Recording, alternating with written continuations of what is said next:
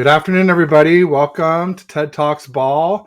We got a Monday afternoon edition. I've got a special guest, new guest to the show, Andrew of the Bolt Brothers podcast. He is a Chargers expert, as you might assume from the name. And Andrew, I guess, does this podcast with two of his brothers. We tried to get all three and me, but it's tough to coordinate for schedules, especially on short notice. But I'm sure we'll maybe do something more in the future with more of us.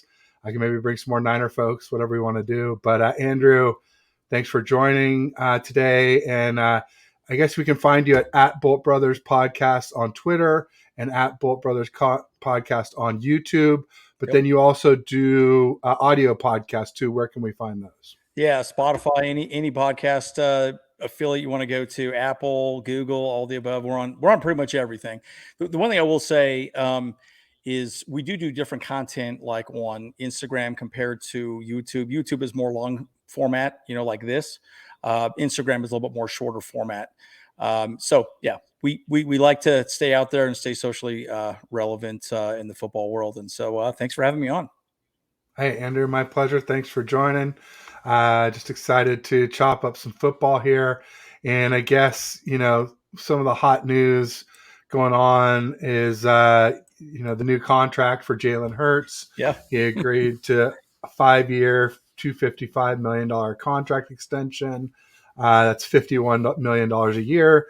That's the most of any QB, which makes it the most of any NFL player ever on an annual average basis. But then also 179.3 million guaranteed is kind of an interesting number as well too.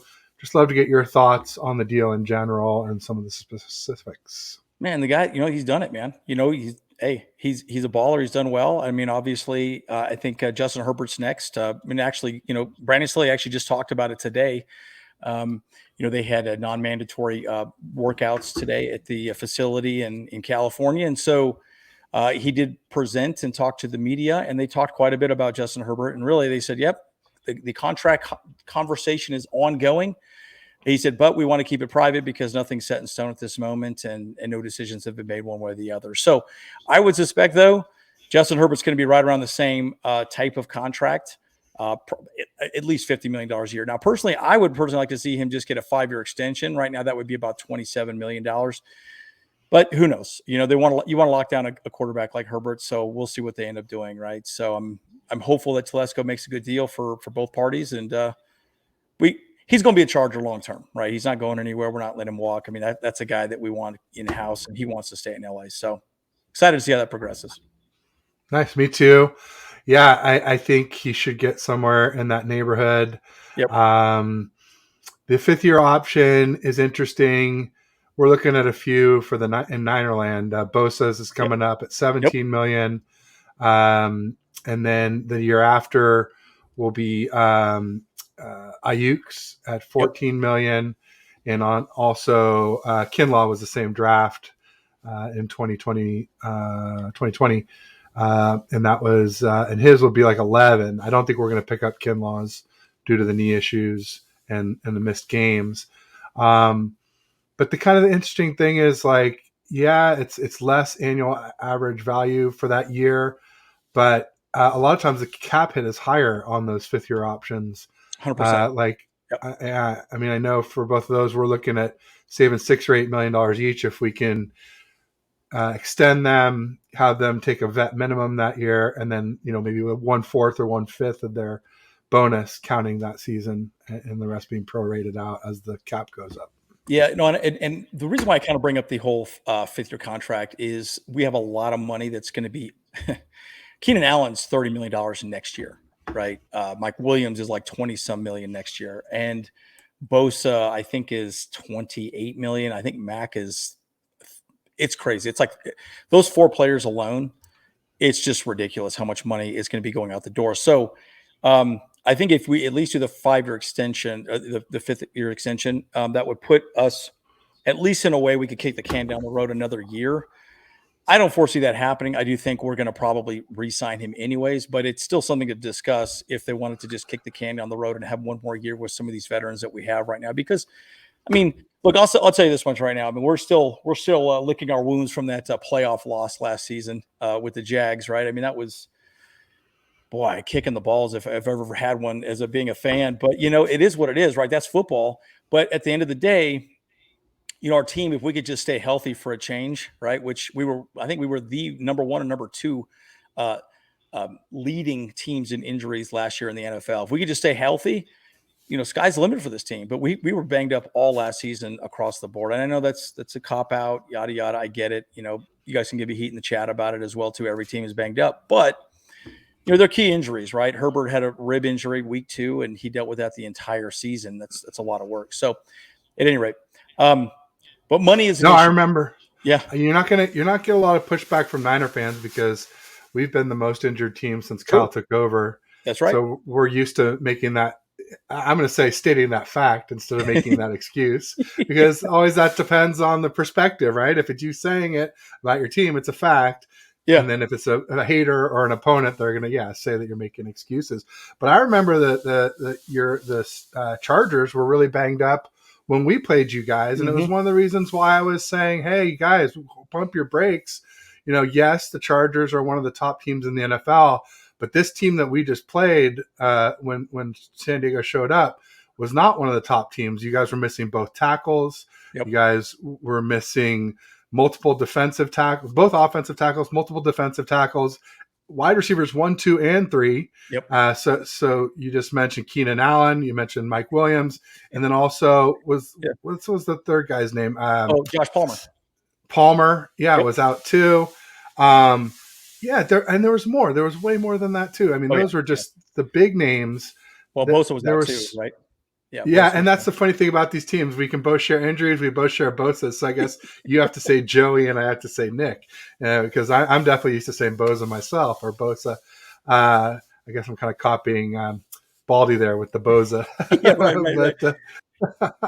Well, I had some interesting insight in that game too, if you don't mind me sharing. Absolutely. Fred Warner, your linebacker, is a stud, right? So, like that guy is a freaking stud. Went to BYU. I watched him all the time. I actually live in Utah, so I went to a lot of BYU Utah games. I mean, I'm a huge sports enthusiast. Period, right? And by the way, just so you guys know in the chat, I do like the Niners.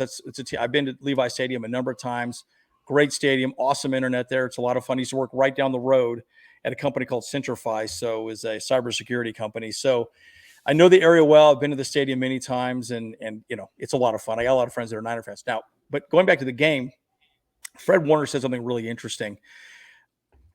We were horrible in the second half, and our offense, I mean, I think we scored 1 or 2 third quarter touchdowns all last season, right? And our offensive coordinators along with is Joe Lombardi. Joe Lombardi was all about just moving the sticks, just getting first down. Fred Warner said something really interesting after that game. He said, we pretty much ran the same defensive play the entire second half, and we went nowhere. Stopped our run, stopped our pass. We weren't even good at the run anyways to begin. I think we're 30th or 29th in the league last season. But it just goes to show you our offense was so one note. But the Niners did a very good job of stopping what we did very quickly in the second half, so they didn't have to work that hard. It was perfect what they did. And you guys have a top-rated defense for a reason, right? You guys know what you're doing. You adjust correctly. And sadly, our offense did not adjust at all last season. So, as heartbreaking as to lose, it's a little more frustrating when as a fan, you sit there and go, guys, are we not adjusting? Why are we not changing our scheme to be more effective as an offensive unit? So, that's one of the insights I would bring on that as well, too. So, Fred Warner pretty much let the cat out of the bag that their offense was pretty vanilla last season for sure.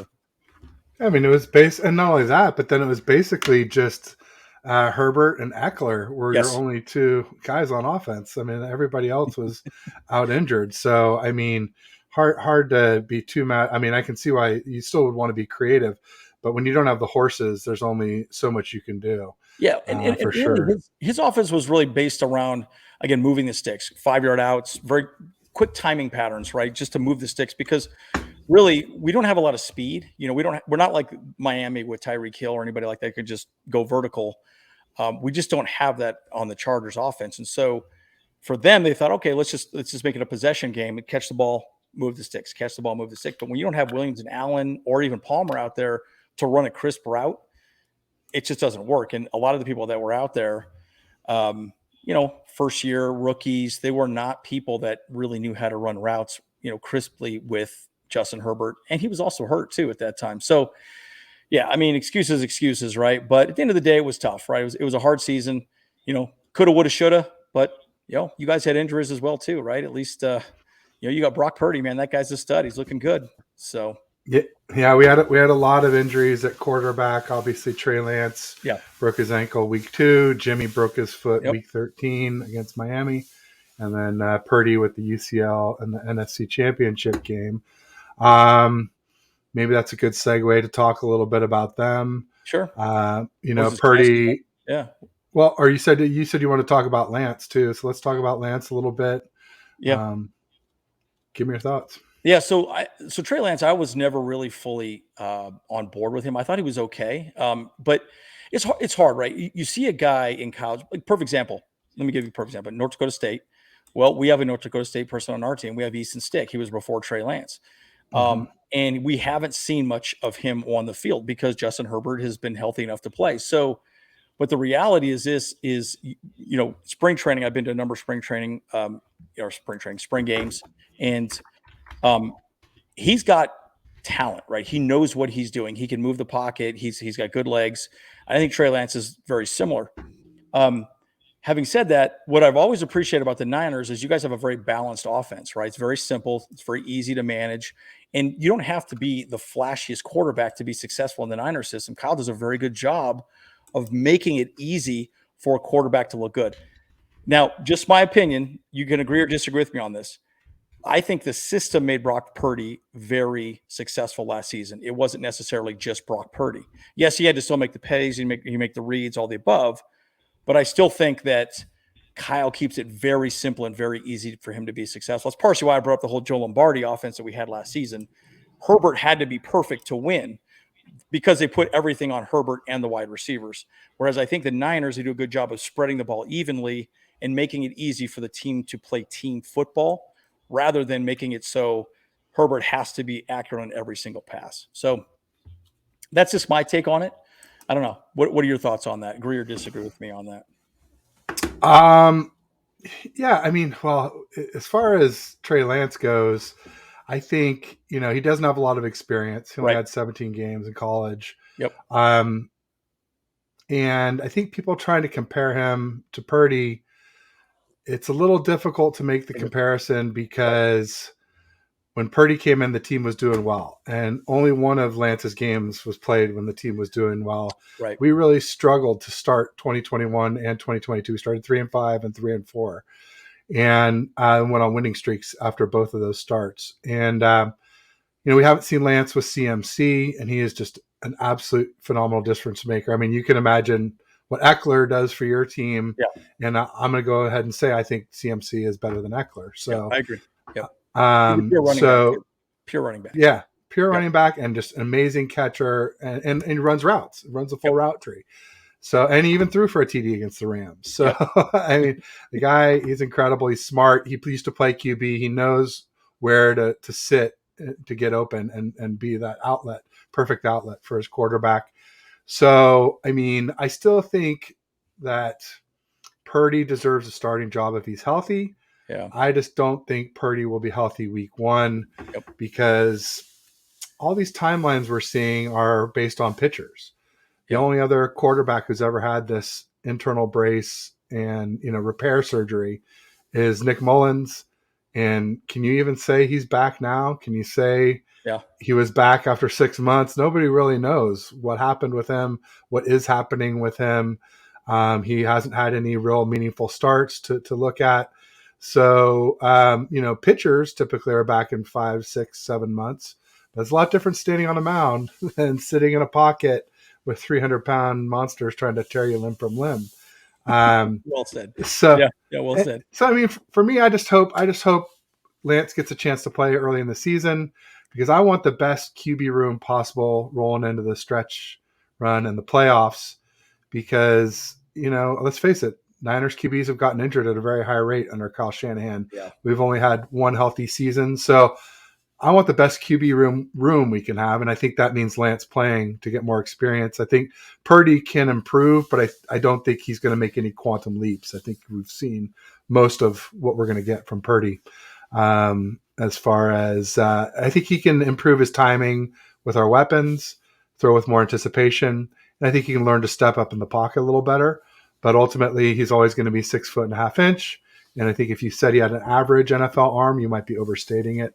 Yeah. Obviously, great accuracy, great footwork, great decision making, great pocket presence, great quickness. But then after he takes a few steps, people are chasing him down from behind because he doesn't have good long speed. So it just seems like there's more of a chance of Lance learning to do what Purdy can do than Purdy learning to grow a cannon of an arm. And so that's sort of where I stand with it. And ultimately, Purdy was better than Jimmy, but Jimmy's not that good. No. You know, everybody got lured in by the QB wins, and man, Purdy didn't lose a game that he finished. So, yeah, I mean, I love what he did for Kittle too. He got him 7 TDs in the last 6 games. Kittle hasn't had 7 TDs in 16 games in 5 seasons for the Niners. His best was 6 twice. So that I love. But ultimately, I do see Lance being our long-term QB1. But yeah, he has to stay healthy and he's got to improve. So Willie, I don't know. I just want them both to be ready for the playoffs, hopefully. So we as Charger fans were really struggling once we lost that playoff game, right? I mean, it's still such a kick in the ribs, all the above. So there was an interesting statistic. If you saw Brock Purdy's passing, his average passing, all over the field, how he distributed the ball. Justin Herbert only threw 2 or 3 passes past the 15-yard line during 15 yards downfield twice that entire playoff game. So he was just checking the ball down. And again, that was part of the offense that we just kept running. But it was amazing how Brock Purdy, this is kind of why I go back to Kyle Shanahan's offense, is it was spread everywhere. I mean, it looked like a shotgun pattern. It was just all over the map. There was deep, there was short, there was, really behind the lines, just a few plays. And so I was really impressed with the distribution that Brock did in that playoff game. So again, I go back. If you don't like the Niners offense, you're really not paying attention because it really is a very good, very simple offense to run.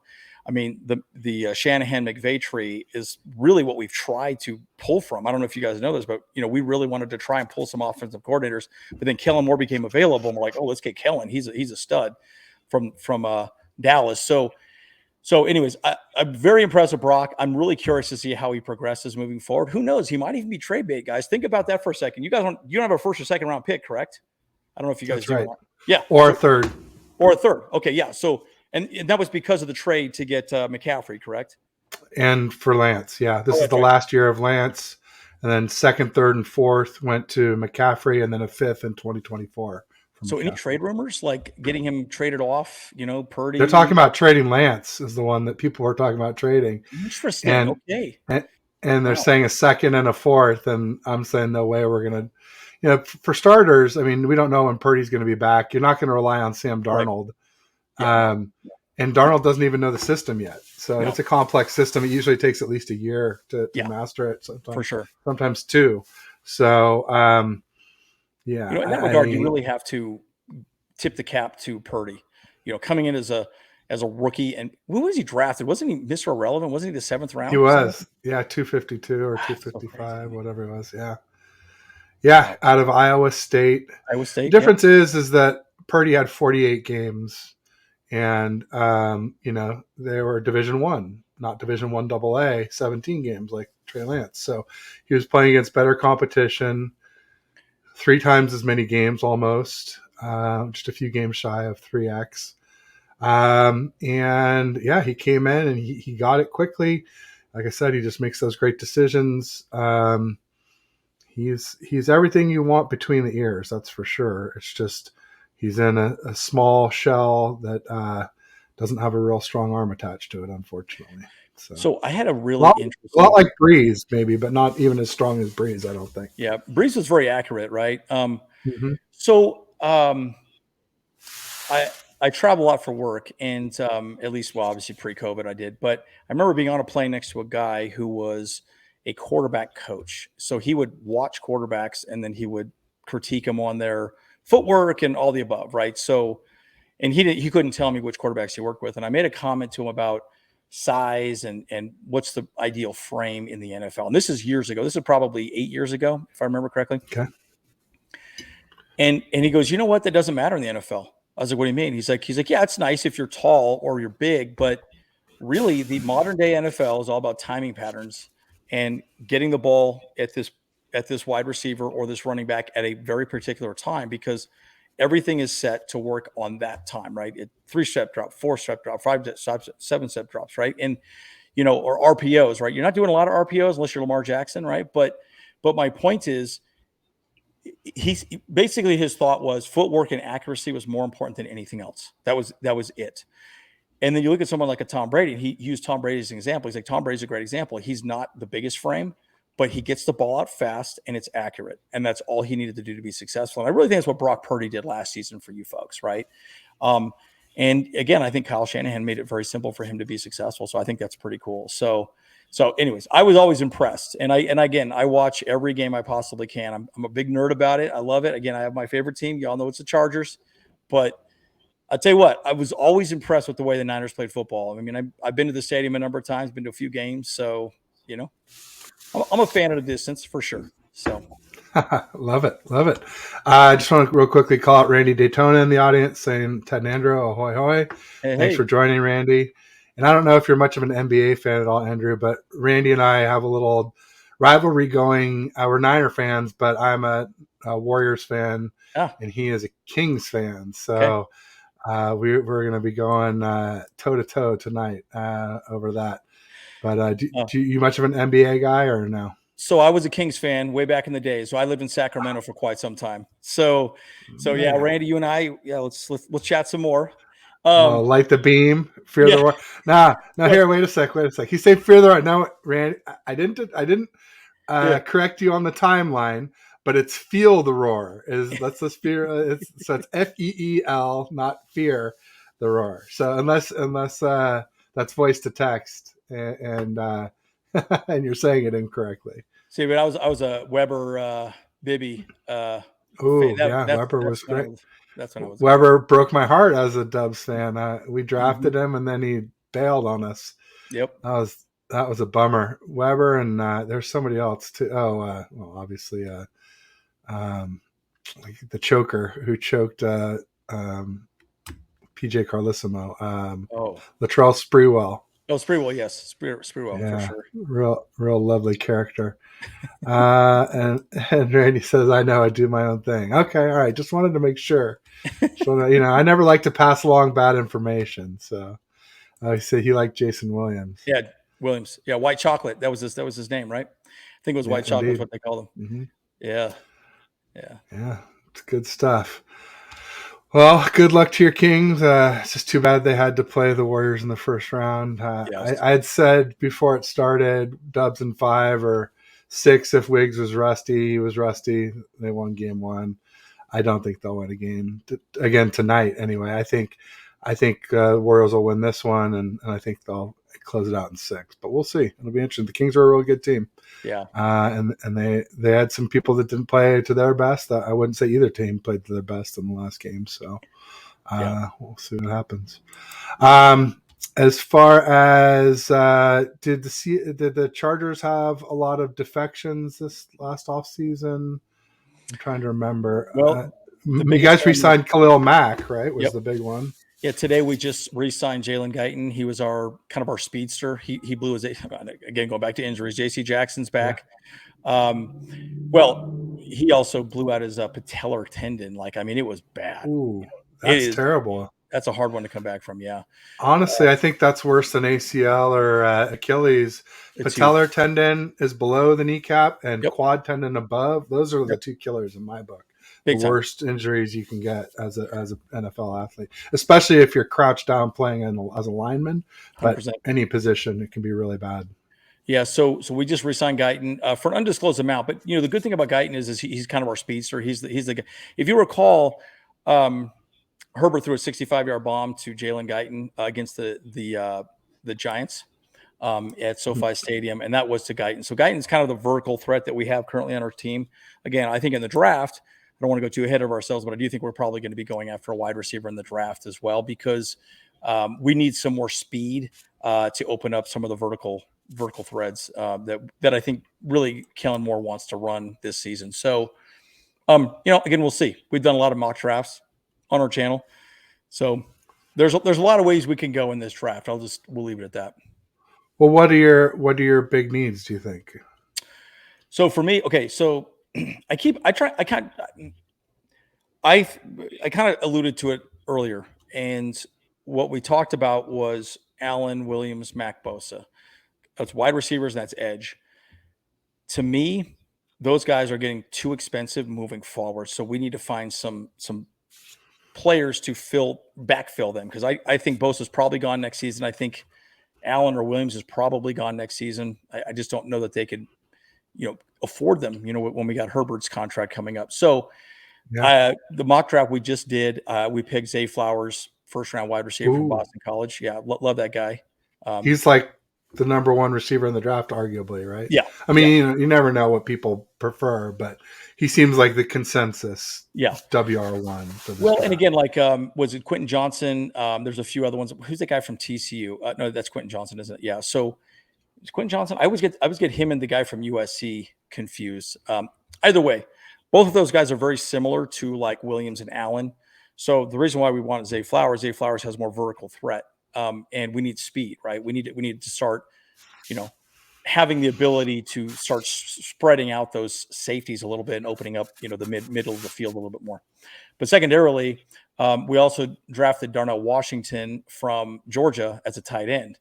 And if you recall, Kellen Moore really likes 12 personnel, so a lot of 3 and 2 tight end sets, and then do a lot of GT counters and outside zone where you're just running the ball up the middle, right? And so Darnell Washington is like an extra lineman, plus he can catch the ball as well too. So I think he would be a really nice fit in the running game. We were 30th in the league last year in running, so we need to have something opening up like that. And then moving forward, I guess you needed some edge rushers for sure. You need somebody behind Bosa and Mac because, again, they're injury prone. So it'd be really interesting to see how that's going to play out moving forward. Obviously, depth at all those positions is huge. And the league is a throwing league, right? So cornerbacks are a premium. Gonzalez will be gone. There's no way he'll be there at 21 when we're picking. I'm also in favor of us trading back. So we trade our 21st back to like a maybe latter end 30th. And then maybe pick up a second and a third and get more depth in this draft. I think this draft has a lot of really good players across the board. So I'm in favor of that. So we'll see. Tom, hit me up. I'll be your consultant. You can hire me for a fee. Box seats, Tom. Come on. I love it. Well, Darnell Washington, he's a beast. He's 6'7", 6'8". Yeah. He's like. He's got good hands, incredible strength, throwing that blocking sled around like it was nobody's business at the combine. Out of Georgia, should be there at 21, right? I mean, he's sort of mocked towards the end of the first round, so interesting. Yeah, those are some interesting needs and whatnot. Steve O Supremo is asking, did you get the head nod for the game? I actually haven't even had a chance to ask yet. They're asking if I'm going to do a game cast for the Warriors Kings game. Really? I did one Saturday night, and it was a lot of fun. But evenings and weekends are my typically daddy duty time. And so I need to sweet talk my wife and see if I can get her to watch my 3-year-old son while I spend 3 hours doing a game cast. That's awesome. Chances are I probably won't be able to, but if I can, I'll let everybody know as soon as I can. I'll tweet it out and get it put into YouTube and whatnot. We'll see what we can do. I'll do my best. That's all I can promise. So as far as other needs, so you're saying main needs are wide receiver, edge, O-line. You guys are good at O-line. Good at right now. What about with Eckler making noise about wanting to leave? Do you think you need a new back? Yeah, so that brings up an interesting question. I think Eckler's coming back. I don't think there's a chance that he's going anywhere because give you a great example. We already talked about this.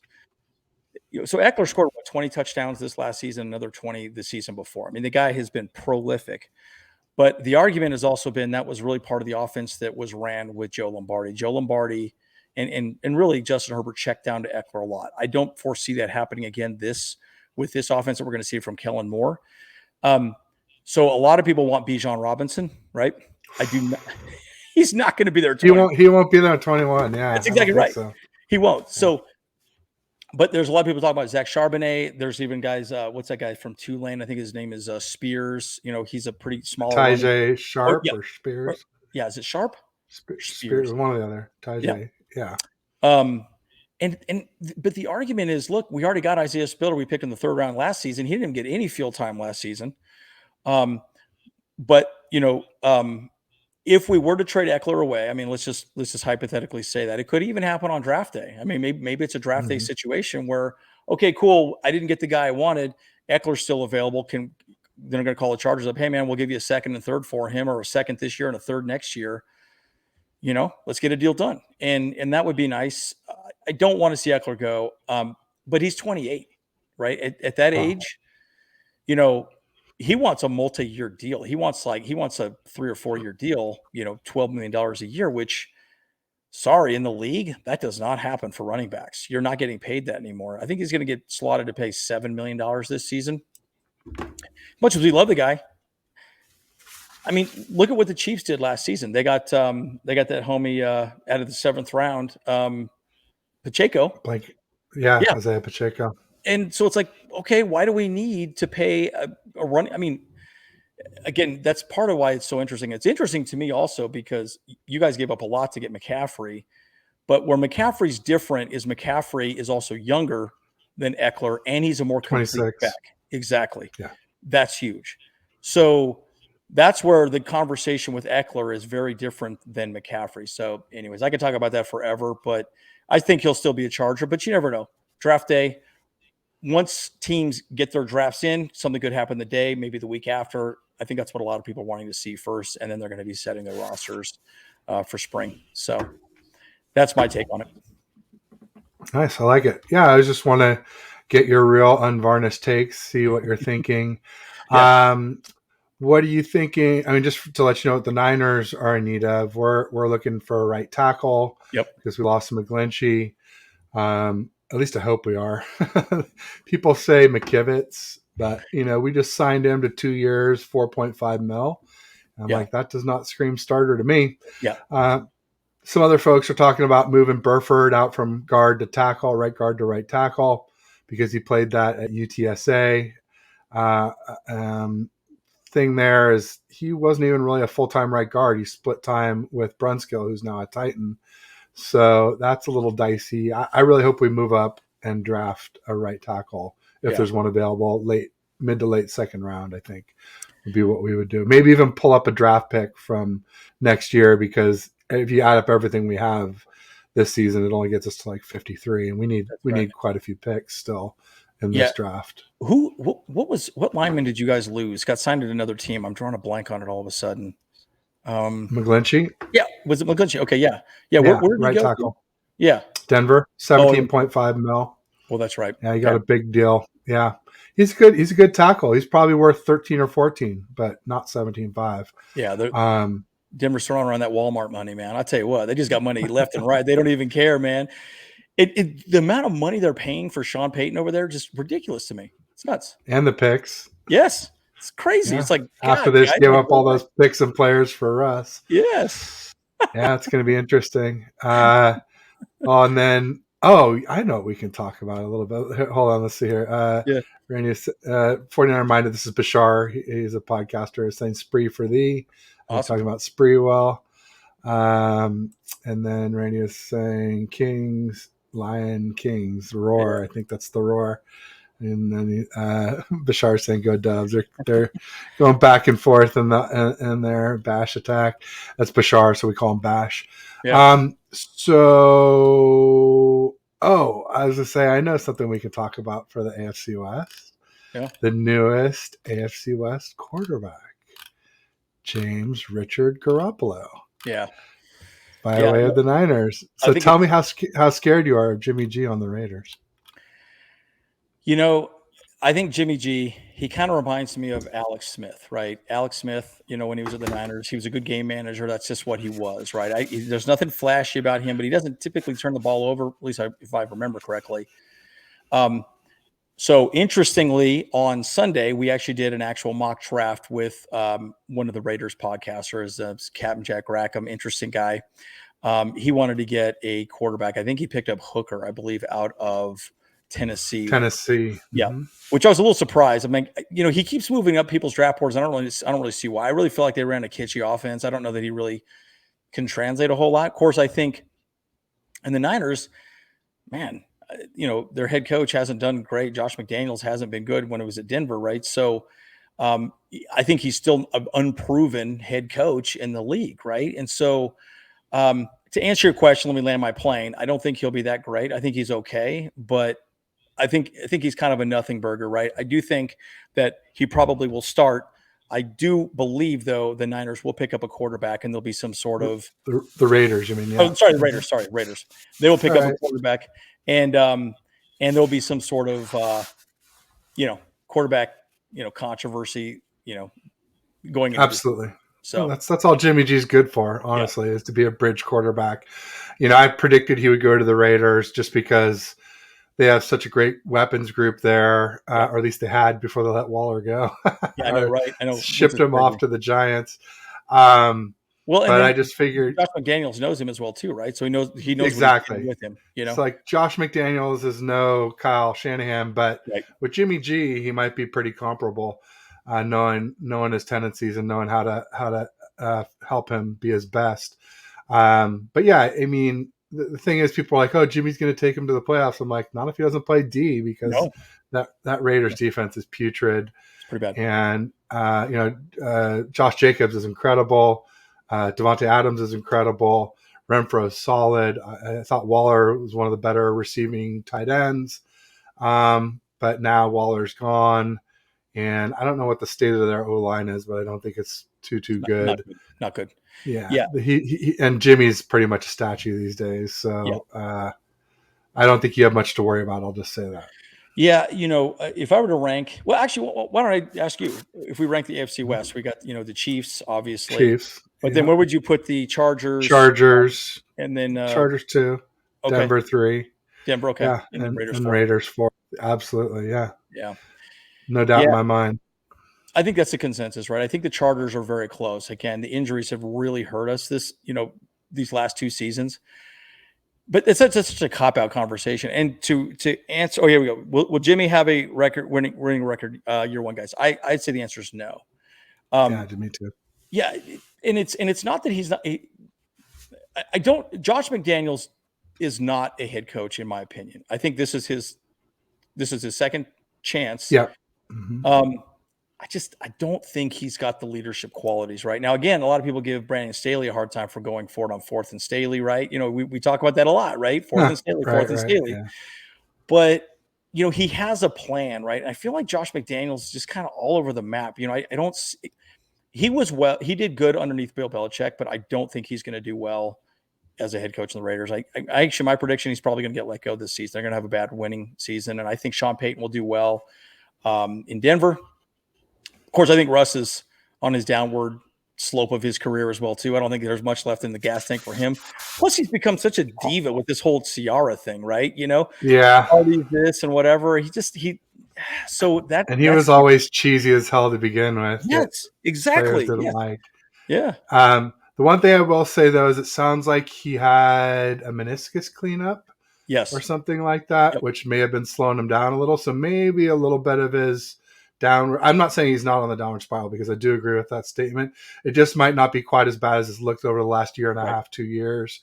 So I even with him playing with that bad knee, I thought he would have a little resurgence this year anyway, with getting rid of Hackett and maybe get some better weapons for him and some things like that. So Yeah. And Peyton's a better guy. um, Yeah. yeah, I just don't see them overtaking you guys, and I don't see you guys overtaking the Chiefs. Anything can happen, you never know. But yeah, if you ask me right now, I'm saying Chiefs 1, Chargers 2, Yeah. Broncos 3, and Raiders distant 4. So Funny little tidbit. offensive coordinator last season that I absolutely despised, Joe Lombardi, right? He Mhm. is now calling plays for the Broncos. So he's over there at the Broncos. Oh, interesting. Another funny story is that the Chargers lead the league in guess what?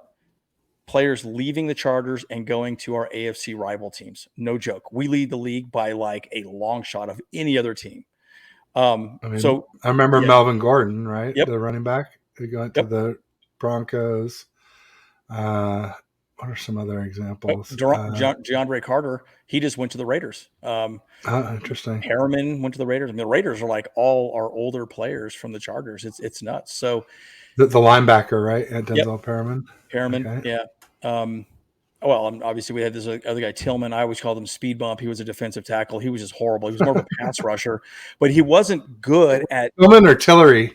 Tillery. Oh, sorry, Tillman. Sorry, Tillery. Yes, Tillery. Yeah. And Tillery, I always called him Speed Bump because he just didn't do anything correct, right? And Jerry so, Tillery, if I yep, recall Tillery. correctly. Yeah. hmm Yeah. So Interesting. yeah. So, anyways, Well, that's my sounds like some of them were addition by subtraction then. 100%. Yeah, and it's interesting though too. So another great example, we re-signed Morgan Fox. Morgan Fox was, believe, on the A Rams. So Ram. somebody, Yeah. yep, he was a Ram. That's So how he I came know him. over Yeah. and he had a great season last year. He stepped up and he had six sacks last season, right? And he actually spoke just today. I watched his live, and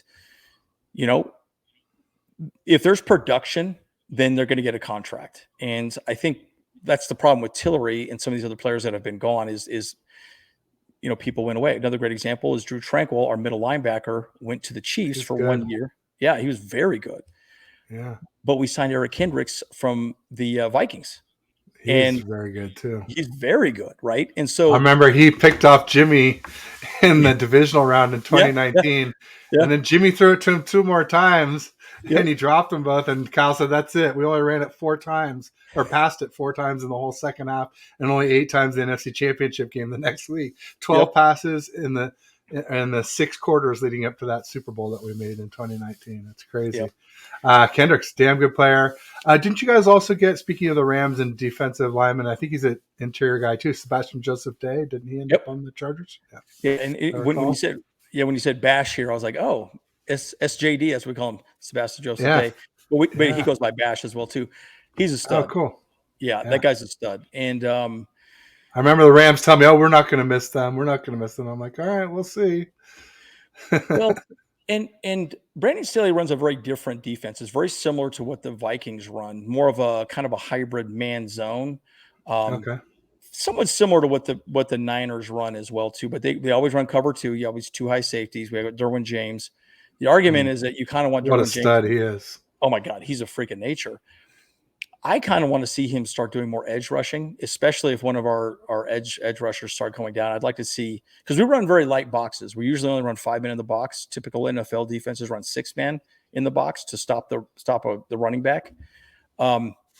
We don't. We go very light because we want to challenge the quarterback to throw the ball so we can get interceptions. Who did Derwin James body slam last year? Was it DK Metcalf? Oh, it's Kelsey. Kelsey. Yeah, Yeah. that's right. God, that was an amazing play. Yeah, he got fined for that. It was like $50,000 or something like that too. It was crazy. I'd say worth every penny, man. That was so fun to watch. As a football fan, who feels like the game's been a little sissified, if you will. Yeah. Like, because Derwin James has got to be, what, 3 or 4 inches shorter and 30, 40 pounds lighter. And he just picked him up and wham. It's great to watch. Yeah, I remember speaking of that play, I remember Kelsey talking about, I think he was on McAfee show or he was on some other podcast, and like, oh, how'd that feel? He's like, he just chuckled about it. He's like, honestly, I was there and I thought he was just going to tackle me. And then all of a sudden my legs were just ripped out underneath me. I never felt anything like that before. He's like, I'm like, oh my God, I'm up in the air. And then his thought was, don't drop the ball when I hit the ground, because, he was afraid he was going to fumble the ball. And so he said he was just beyond startled and just didn't expect that to happen. But would you say it's hyperbole to say that Derwin James could play any position on defense except maybe defensive tackle? 100%. That dude is a freaking well. So you bring up a good point, right? One of my frustrations with Brandon Staley's defensive, he wears too many hats. Derwin James can do everything. Like in Brandon Staley's system, he's running 7 different positions, right? They have star, they have money, they have all these different sets, like so nickel, dime, all the above.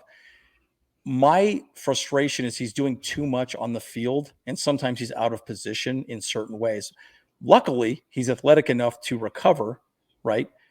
But that still is a problem because he could be used a little bit more in specialist positions, right? Or like I said, rushing the passer.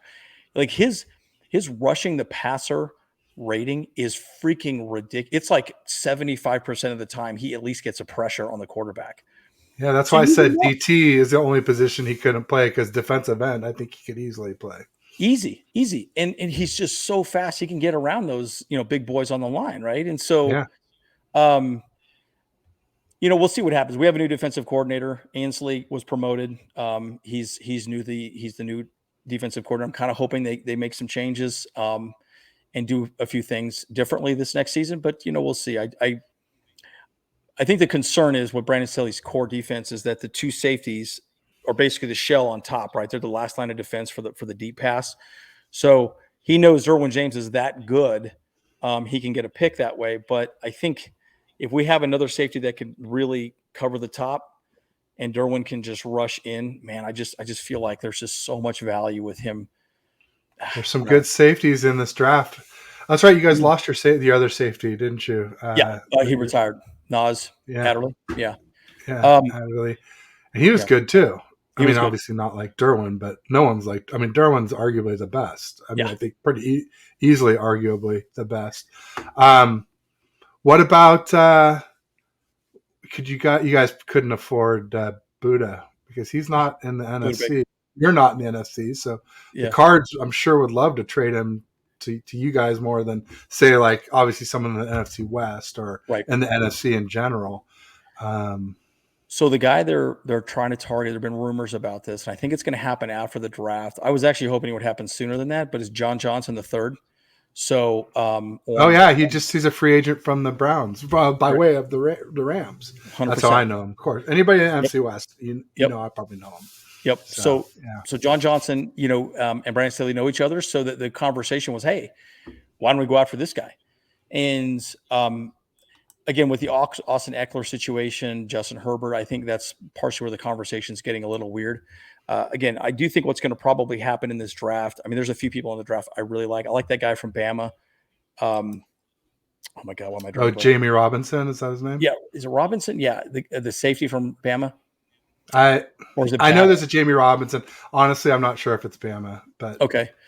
And it looks like Jamie, 2 M's. Jamie. Okay. So, anyways, Jamie. Yeah, and we got a guy last season too. His name is JT Woods. We got him from Baylor. The guy was an interception king, but he did not tackle well in the NFL. We actually lost. He missed a few very key tackles, like it's DeAndre Hopkins to the Cardinals. I was actually at that game in Arizona, and he missed a couple pretty key tackles, so he didn't get a lot of field time. So he could step in as a safety as well too. I do think, though, we might actually pick up another safety in this draft, so we'll see how that plays out, right? Well, you're going to have to fight us for it if it's once we're picking, because we're definitely looking at safeties. We have Tayshaun Gibson and Hufanga, but Gibson already tried to retire this last offseason. We lost Jimmy Ward, who's an excellent safety, and he was playing nickel for us. So I'm pretty sure we're going to draft a safety high to be the heir apparent to Gibson, who is almost certain to retire at the end of 2023. Where did Hufanga come from? SC. Oh, he went to SC. Okay. Mm-hmm. I like him. I was very impressed with him. Your defense is your defense is fantastic. I'm more than impressed with your defense. In fact, I actually thought you guys were going to have a fall off when that guy went to the Jets as a head coach. I thought, well, you guys might have a fall. Saleh, yeah. Saleh. Mm-hmm. And you guys got to think of it this way too, right? This is a passing league. I mean, why are running backs getting paid less money? They're getting paid less money because nobody cares about running backs, and they can get people in the 7th round to run the ball. So the reality is wide receivers are getting paid a ton of money. I mean, those are the guys that are getting paid the money with the quarterbacks as well too. And so you need defensive backs are a premium in the league. So very interesting to see how that'll play out. Yeah, it will be interesting to see how that plays out. And like I said, I mean, if you guys are waiting until I said we didn't have a third, but we have 3 comp thirds. So we're like 99, 100, and 102, 101 Yeah, and 102. got it. We just don't have 100. So yes, that's some of our big needs: right tackle, safety, tight end 2. We need a tight end who can block and catch besides Kittle. Yeah.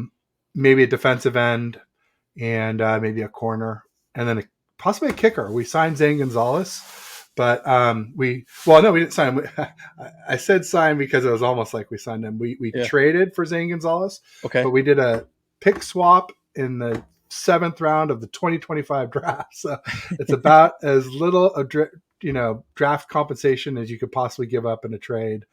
And he has 0 guaranteed money in 2023. So if we find someone we like better, if we re-sign Robbie Gould, we could have him back. If we, maybe get Jake Moody, who's the hot shot kicker out of Michigan, But the nice thing is now we don't have to reach for either one. We don't have to beg for Robbie, and we don't have to reach for Moody. We can see if he drops. If he doesn't, oh well, we'll we won't draft a kicker, or we'll draft a different kicker later, or something. We'll see. But got some stuff in the chat. Randy's saying Baker is a good move. Yep. Yeah, he's a great safety. I mean, if you're talking best safeties, he's up there in that conversation of the next tier below Derwin James, with Minka, Buda Baker, the one who just left Cincinnati. Jesse Bates is pretty good. Randy saying, I don't know how to evaluate individual players, so I have to start taking analysts and creators' words for it. I hear a top safety, there's a significant drop off in talent. Yeah. So do you mind if I comment on that real quick? Absolutely. That's why I bring them up. Yeah, no. So Randy, Brandon Staley talked about this at the owners meeting in Arizona. And I again, what's the combine for? You're running shuttle drills, you catch the ball, whatever, blah, blah, blah, turn right, turn left. If you're an offensive lineman, is he more natural on the right side, whatever, right? Those are just statistics, right? But Brandon Staley talks a lot about smarts. And I alluded to this earlier, is that Brandon Staley said, look, he runs a very complicated defense. And what does that really mean? It really means you have to pre-snap read what you're seeing in front of you. Okay, because they're in, let's say, I formation or 12 personnel, your role will change at that exact moment. If you're the safety, then you might have to look at the running back differently, maybe look at the wide receiver or whatever. So what Brandon Staley does as far as smarts are concerned, because that's something that's not really talked. Well, I guess it is kind of tested in the combine with actual tests and the interview process. But what he does is he takes the entire body of work, and I promise you, every NFL team is doing this as well too, and saying, okay, was this guy in the right position to be effective on this play? And they'll go, okay, did he read the play correctly? Did he actually say, okay, oh, it's going to this guy, I'm going to go to the right side of the field? And from a pre-snap read perspective, was he in the right position to be part of the play? And you could argue statistically they did great or whatever, but he would look at all those, and then he would highlight all the plays that he felt that the guy made good pre-snap reads and was in the right position immediately. And then he adds that up and says, okay, this guy's field presence is very high. So then he'll start picking people down the list of, this guy knows what he's doing. He's making a very good call on that. So it's not just about physical traits. It's also about the mental capacity to make the right on-field decision to make the play. So he talked about that extensively, and I'm not even doing it justice, but I promise you, Randy, that's another big reason a lot of these head coaches are that's how they're evaluating players beyond just the combine, right? So some insight into at least what Brandon Staley thinks about that. Oh, you're quiet there. There we go. There we go. Maybe that's an improvement. We should try that more often. Uh, so the underwear Olympics are fun, but not always the best determiner of success. You look at somebody like Hufanga, who's undersized. Yep. He ran a 4.640, and here he is balling out. 100%. A perfect example of why not to take those. And Purdy is another one, just 6 foot, half inch, weak arm, quick but not fast. He's balling out too. So those are two great examples of why not to take the combine too seriously. But then you see Anthony Richardson, you're like, God, I'd love to take that lump of clay and mold him into something great. Because if somebody can, it'll be a great story. He could be the next Mahomes, or he could be the next what Mahomes wishes he was, with all that physical talent. So we'll see. Randy says no kicker, no QB. We good. No, I think we'll draft a QB. I think we'll draft a QB late. We got a couple of comp sevenths, so like those are basically almost not picks. So you could draft one late just as a placeholder, just like someone you maybe were going to make an offer to UDFA and just be like, oh, we don't have to offer you at all. You're playing for us. No choice in the matter because we've missed out on some UDFAs. One of the famous ones we missed out on was James Robinson. Kyle really wanted him, and he ended up going to the Jags. And I think ever since then, he's like, all right, I'll use a late draft pick instead and make sure that doesn't happen again. And we may not draft a kicker. I don't know. I think we want to if one falls far enough, maybe to one of those comp fifths, then we might see Jake Moody around. You guys might want to get Dustin Hopkins. We're probably going to release him. He's on our roster still. I think we're paying him $2 million a year, something like that. But he's our kicker. That's a good veteran kicker that we're probably going to release. We got this guy Dicker the kicker from Texas. Yes. And he's been kicking ass. Now, I will say this too. I do think the Chargers probably will draft a quarterback, but it'll be late round. It'll probably be the 7th round. The two people next Purdy. That's what everybody wants. That's right. And I think so we only have one. We have Easton Stick. He's been our backup for a number of years, but I do think we might go after the guy from Georgia. I'm trying to blank on his name. Stetson Bennett. There we go. And then the guy from TCU. Oh my God. I can't remember his name. Dugan. Max Dugan. That's right. Dugan. Yeah, Max Dugan. Okay. So I think those are the two guys I think we could go get because they're winners, but they're probably not going to play. But from just the pedigree of what they've done in their career, I could see them fitting in well with the Chargers. So that would be my take if we go for a QB in the late rounds. So little side thought. Nice. Steve says we have a kicker, 90% accuracy, 80% playoffs. Well, I'm just telling you, man. He's also did a lot of that in a dome at SoFi, in the Cardinals in Glendale. So dome kickers at Levi's, it's not one of the worst weather places, but there's almost always a constant 15, 20 mile an hour breeze there. Very true. Which is very different than a dome, especially at those longer distances. Makes a huge difference. So we'll see. We'll see, Steve-O. But I'm just telling you, Zane has no guaranteed money, which means we have no reason to keep him if there's any better option. And it doesn't have to be better right when they arrive. We can make them battle it out all through camp. We could cut Zane right before the season starts and be like, sorry, have a nice day. He says our kicker from Carolina. Yeah, Zane Gonzalez. Yeah, and it's insane how good he is. No, he's not that good. Nice pun. Nice play on word. Yeah, I'm super punny and not very funny. There we go. I like it.